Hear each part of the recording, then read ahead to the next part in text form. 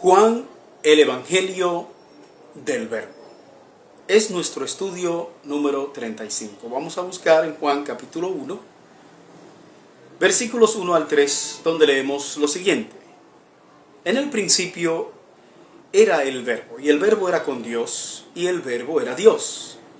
Este era en el principio con Dios. Todas las cosas por Él fueron hechas, y sin Él nada de lo que ha sido hecho fue hecho.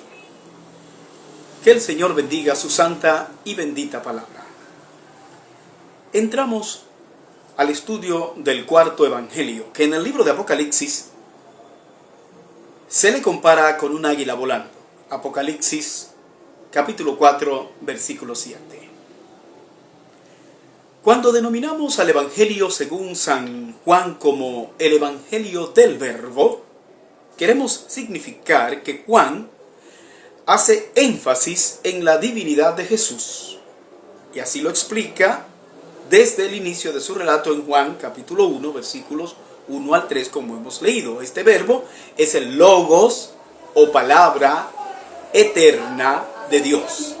El autor de este evangelio es Juan el apóstol, el discípulo amado del Señor, el que en la noche de la cena estaba recostado a su lado. Juan 21, versículos 20 y 24. Juan era el más joven de los apóstoles y gozaba de cierta holgura económica, pues su padre Zebedeo era un prominente pescador que tenía empleados a su cargo, según Marcos 1:20.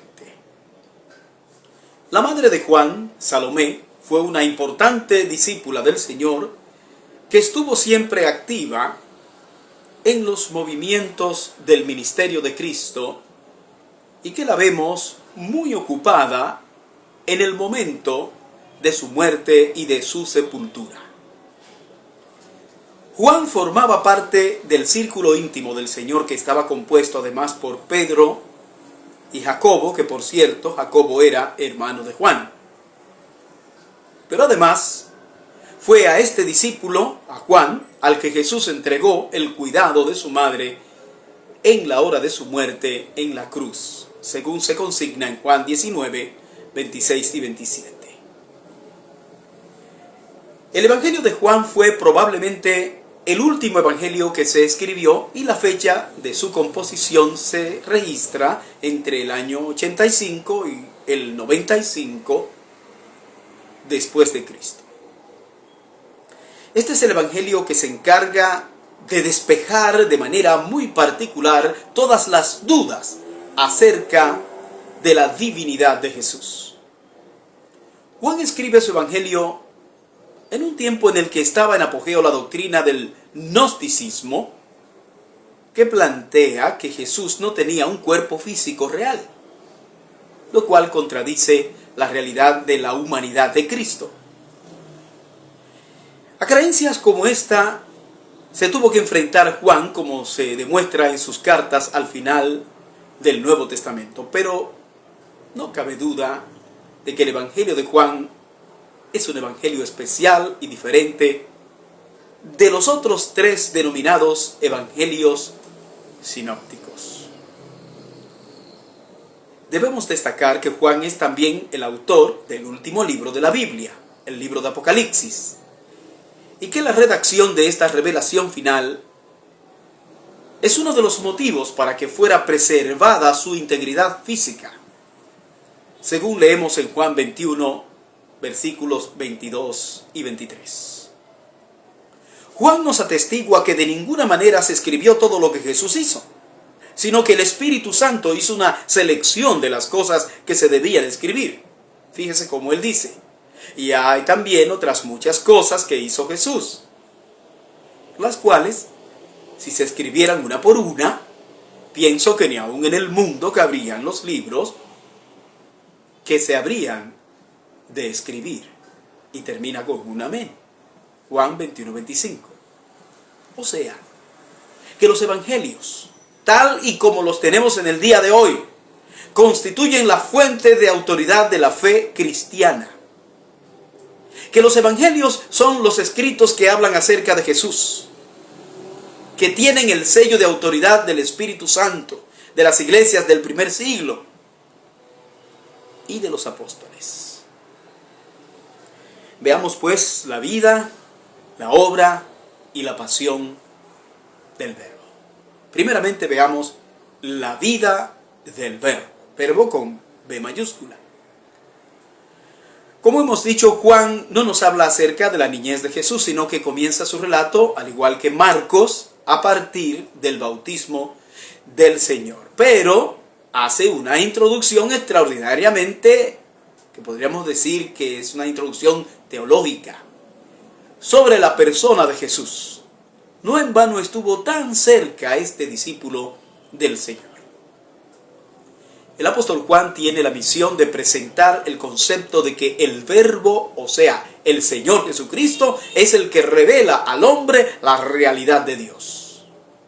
Dice él, a Dios nadie le vio jamás. El unigénito Hijo que está en el seno del Padre, Él le ha dado a conocer. Juan 1:18. Así que Juan inequívocamente destaca la preexistencia de Jesús.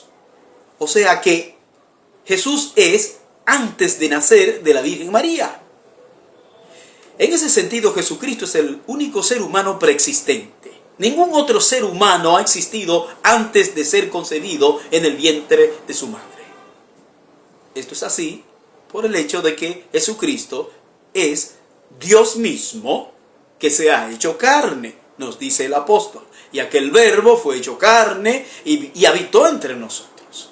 Y vimos su gloria, gloria como del unigénito del Padre, lleno de gracia y de verdad. Juan 1:14. Fíjese que la reencarnación, una de las doctrinas del gnosticismo, enseña que una persona puede vivir varias vidas sucesivas y que, de hecho, se vive, se muere y se reencarna en diferentes vidas, hasta lograr la superación necesaria según esta doctrina. Pero ninguna de estas enseñanzas son compatibles con la revelación bíblica. Sino que más bien la Escritura dice a este respecto lo siguiente: y de la manera que está establecido para los hombres que mueran una sola vez, y después de esto el juicio. Hebreos 9:27. Así que ningún ser humano tenía una vida anterior, antes de ser concebido o antes de nacer. Esa es una prerrogativa exclusiva de Jesucristo, porque Jesucristo es el mismo Dios. Como lo hacen los evangelios sinópticos, Juan nos presenta el ministerio de Juan el Bautista. Juan nos da un testimonio extraordinario acerca de Jesús en esta introducción que hace de Juan el Bautista. Y el propio Juan el Bautista hace afirmaciones muy elocuentes acerca de la persona de Jesús. Juan el Bautista aclara enfáticamente que aunque Jesús nació después que él, es antes que él. Y enseña que Jesucristo es la fuente de todos para que podamos beber de él y conocer la verdad. Juan 1, versículos 6 al 18. Así que el hombre no puede conocer a Dios a menos que Jesús se lo revele por medio del evangelio que es predicado. Un evangelio que está basado en la buena noticia de lo que Jesucristo es y lo que Jesucristo significa. Juan el Bautista expresa con claridad que él no es el Mesías, sino que él es el precursor del Mesías. Juan 1, 19 al 28. Dice que Jesucristo es un personaje único, un ser del cual es él indigno hasta de servirle. Juan el Bautista nos presenta a Jesús como el que ha de bautizar con el Espíritu Santo.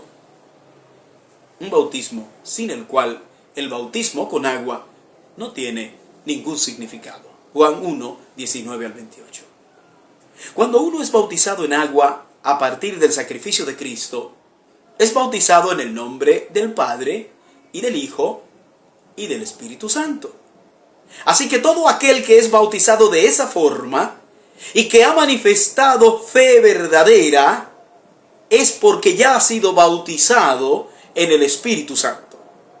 Cosa esta que ocurrió o que ocurre desde el día en que la persona cree, según Efesios 1:13. Quiere decir, desde que usted cree, es sellado con el Espíritu Santo. En el encuentro que tuvieron los que estaban llamados a ser los primeros discípulos de Cristo estaba Juan, el autor de este evangelio. Estos primeros discípulos, entre los cuales estaba Andrés y Simón, su hermano, comenzaron como discípulos de Juan el Bautista. Pero es el propio Juan el Bautista quien los guía hacia Cristo, de tal manera que ellos siguieron al Señor desde ese momento, cuando Él les indica. Juan capítulo 1, versículo 35 al 37. Era necesario que las cosas sucedieran así para que se cumplieran las Escrituras. Así lo expresó el propio profeta. Vosotros mismos me sois testigos de que dije, yo no soy el Cristo, sino que soy enviado delante de Él. El que tiene la esposa es el esposo. Mas el amigo del esposo que está a su lado y le oye, se goza grandemente de la voz del esposo. Así pues, mi gozo está cumplido. Es necesario que Él crezca, pero que yo mengüe. Juan 3, 28 al 30. Al llegar estos primeros hombres al Señor con la intención de seguirle, les acogió con amabilidad. Y ellos se identificaron con Él desde el primer momento. Fíjese, cuando uno sigue a Cristo, tiene que sentirse bien siendo parte de Él. Pertenecer a Cristo tiene que ser la cosa más importante a partir del primer encuentro con Él y para siempre. Juan 1, 37 al 51. Jesús le muestra a estos primeros discípulos que están a punto de ser parte de algo fuera de serie. Fíjese cómo les dice. Y le dijo, de cierto os digo, de aquí adelante veréis el cielo abierto y a los ángeles de Dios que suben y descienden sobre el Hijo del Hombre. Juan 1, 51. La experiencia personal con Jesucristo transformará la vida de cualquier persona para su bienestar y su felicidad eternas. La mejor compañía del mundo es la compañía de Jesús. Esa es la compañía que todo ser humano debe anhelar y mucho más. Ser parte de su equipo en el servicio de su causa universal. Veamos ahora la segunda parte, la obra del Verbo. Es claro que Jesús inicia su ministerio en Galilea. Es allí donde Juan lo ubica en la celebración de unas bodas. Era un acontecimiento a todas luces de índole familiar, puesto que estaban allí convidados él, Jesús, su familia y sus discípulos. Menciona también a sus hermanos. Juan capítulo 2, versículo 12. En estas bodas, el Señor realiza su primer milagro de una serie de 7 que nos presenta Juan en su Evangelio para mostrar la divinidad de Jesús. Este es un milagro en el que Jesús demuestra su poder sobre la naturaleza. Convirtió el agua en vino. Fíjese, diferente de Moisés, que convirtió las aguas del Nilo en sangre. El Señor Jesús es siempre agradable y amoroso. En este acontecimiento, María insiste en el hecho de que Jesús intervenga al presentarse la precariedad con el vino. Aunque en cierta forma el Señor se molestó, quiero que sepamos que de ninguna manera irrespetó a su madre al llamarla mujer, sino que parece que esta era una forma peculiar para tratarla. Recordemos que usó la misma forma el día de la crucifixión, Juan 19, 26. Como vemos en este relato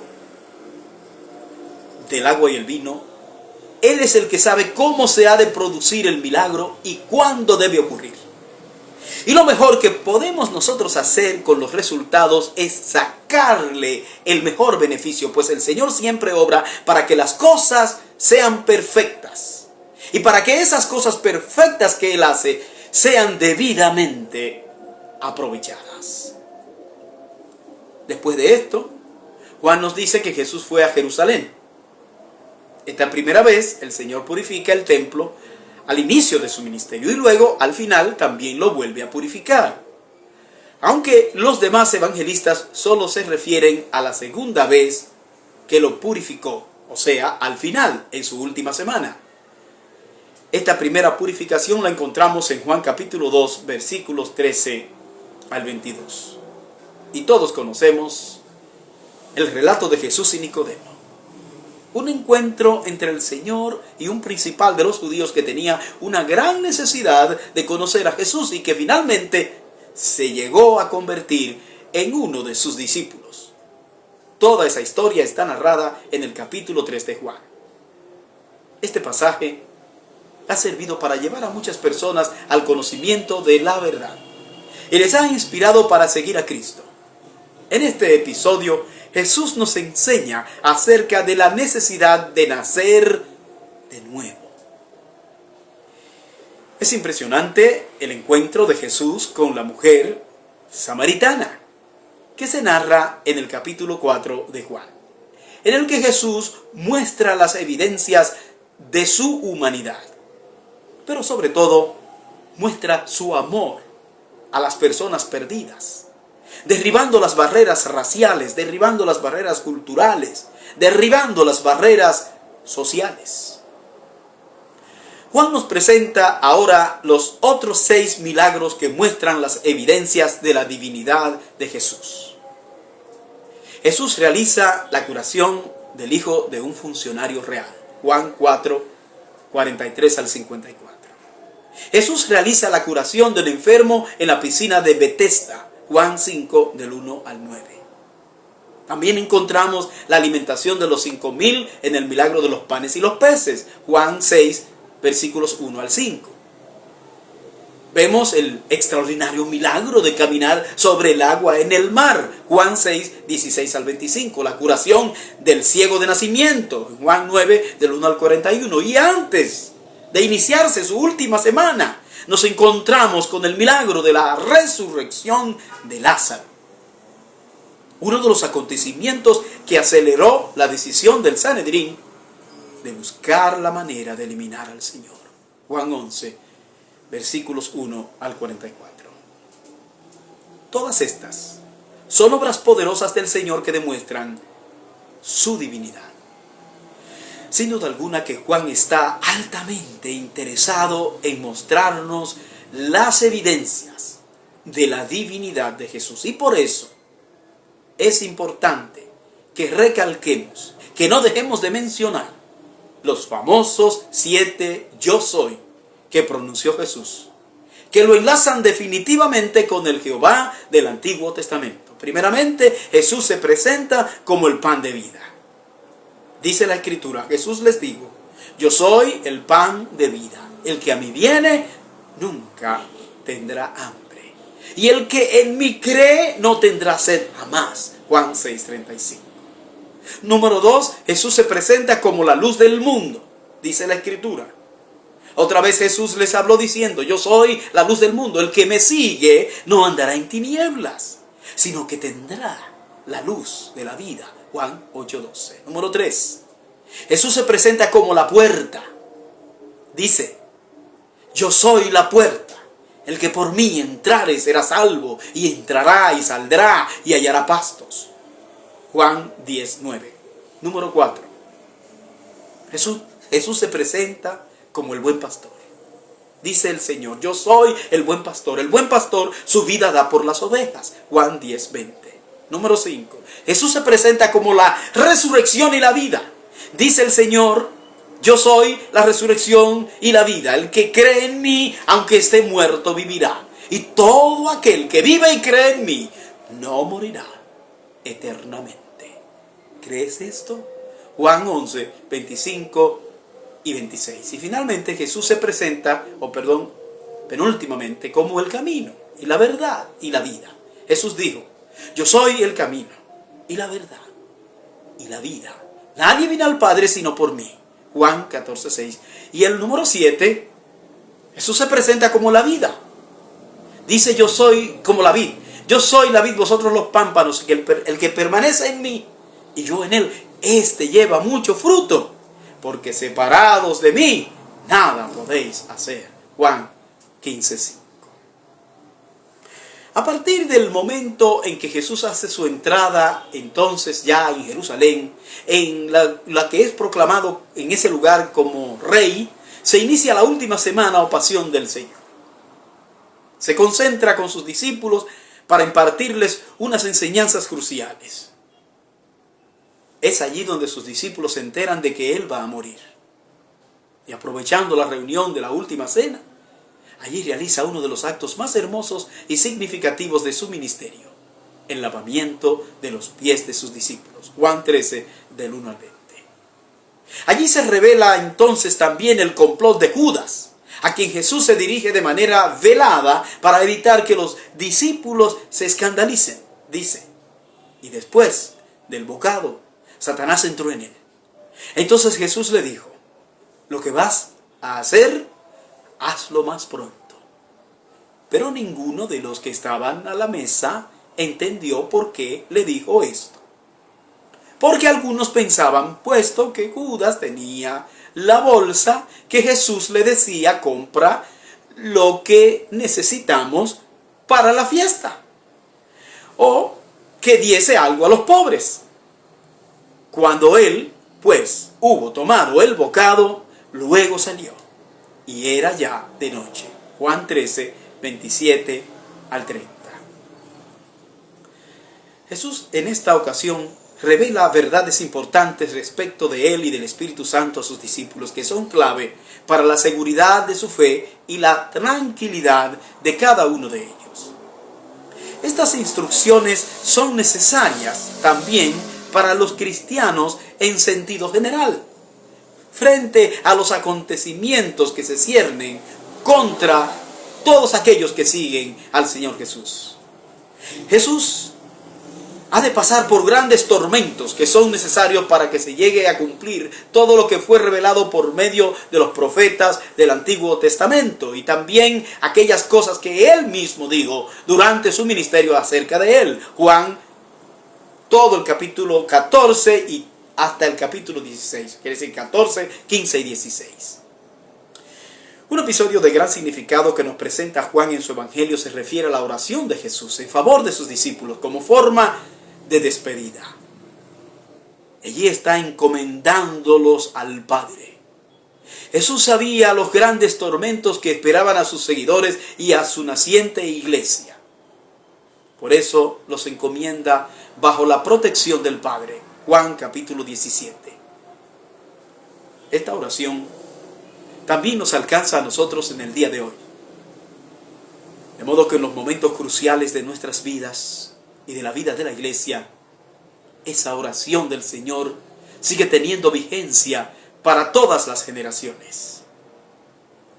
Mas no ruego solamente por estos, sino también por los que han de creer en mí por la palabra de ellos, para que todos sean uno, como tú, oh Padre, en mí y yo en ti, que también ellos sean uno en nosotros, para que el mundo crea que tú me enviaste. Juan 17, versículos 20 y 21. Finalmente, veamos la pasión del Verbo. Juan nos presenta el Calvario del Señor, que se inicia en el capítulo 18 y culmina en el capítulo 19 con su sepultura. Cuando Judas llega con los soldados para arrestarlo, Juan nos dice que Jesús se adelantó a identificarse. ¿Por qué lo hizo? Porque tenía el interés de proteger a sus discípulos. Pero Pedro se envalentona y ahí es donde Jesús entonces lo recrimina, haciéndole conciencia de que ese era un camino por el que él tenía necesariamente que pasar. Jesús es llevado ante Anás, el suegro de Caifás, que era el sumo sacerdote, quien después de interrogarlo lo envía atado entonces a Caifás. Ahora, de la casa de Caifás, lo llevan ante Pilato, quien, a sabiendas de que Jesús era inocente, lo condena a muerte ante la turba judía sedienta de sangre que gritaba enloquecida que lo crucificaran. Así que lo crucifican entonces. Todo el camino hacia la cruz es una escena dantesca. Jesús carga la pesada cruz hasta la calavera, el Gólgota cruel, como dice el himno. Pilato escribe una famosa inscripción que se coloca sobre la cruz y que reza: Jesús Nazareno, Rey de los judíos. Juan 19:19. Todo ese martirio terminó con la vida de nuestro Señor, quien después de decir las famosas palabras consumado es, murió. No había duda alguna de que el Jesús presentado por Juan, el Verbo de Dios, Dios hecho hombre, era en realidad un hombre de carne y hueso como nosotros y no un espíritu. Y que asimismo murió, como morimos todos. Dejó de existir en este mundo después de sufrir en carne propia todo el dolor provocado por el peso del pecado del mundo. Ese peso del pecado del mundo que fue echado sobre sus hombros para la salvación de la humanidad.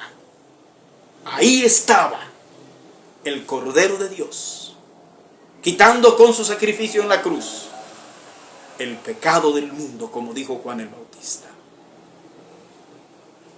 Dos personajes entonces se levantan en medio de la oscuridad de ese momento para hacerse responsables del cuerpo muerto de nuestro Señor. Son José de Arimatea y Nicodemo. Ambos discípulos secretos de Jesús, que ahora revelan su fe en el Señor. Y entonces sepultaron al Señor en una cueva en el mismo lugar donde había sido crucificado, en una tumba nueva, después de ungir su cuerpo con especias aromáticas aportadas por Nicodemo. Es interesante todo el cuidado que se tomaron para resguardar el cuerpo de este difunto memorable. Fíjese, a veces somos muy indiferentes frente a la muerte y rayamos en la falta de respeto ante el cadáver de una persona. Yo creo que debemos poner la atención y el cuidado debidos a la hora de despedir a nuestros seres queridos. Pero, como sabemos, al tercer día el Señor se levantó victorioso de la muerte, siendo las mujeres las primeras en percatarse de este acontecimiento que les había sido predicho por el Señor. Pero, como ustedes saben, ellos no entendieron, dice la Escritura, porque aún no habían entendido la Escritura que era necesario que Él resucitase de los muertos. Juan 20:9. ¿Sabe qué quiere decir esto? Quiere decir que no es fácil aceptar aún hoy los misterios que rodean la vida de nuestro Señor Jesucristo. Y que solo una experiencia profunda de fe a través de la influencia del Espíritu Santo puede despejar todas las dudas. Aún a muchos que anduvieron con el Señor y que vieron las grandes cosas que Él había hecho, se les hizo difícil creer. Pero Él mostró las evidencias palpables a individuos tan esquivos como Tomás. Dice la Escritura, luego dijo a Tomás: pon aquí tu dedo y mira mis manos, y acerca tu mano y métela en mi costado, y no seas incrédulo sino creyente. Juan 20:27. Después de una amonestación tan fuerte, entonces el discípulo incrédulo se rinde humillado. Entonces Tomás respondió y le dijo: Señor mío y Dios mío. Juan 20:28. Mire, no esperemos ser como Tomás, sino todo lo contrario. Jesús espera que tengamos fe. Jesús le dijo: porque me has visto, Tomás, ¿creíste? Bienaventurados los que no vieron y creyeron. Juan 20:29. Ahora, yo quiero decirle algo. Jesús no quiere que seamos crédulos, o sea, Jesús no quiere que creamos todo, sino que creamos a su palabra. Eso sí quiere el Señor. Y Juan termina en el capítulo 21, mostrándonos a Jesús en camaradería con sus discípulos después de haber resucitado en medio de una pesca, para dejarles claro que la tarea de ser pescadores de hombres apenas había comenzado. El Señor aprovecha el momento y delante de sus compañeros realiza una especie de ceremonia en la que restituye a Pedro como pastor, como el primer pastor de la iglesia. Así termina el martirio de Pedro, para quien era difícil olvidar el momento en el que había negado a su Señor. Que Dios le bendiga.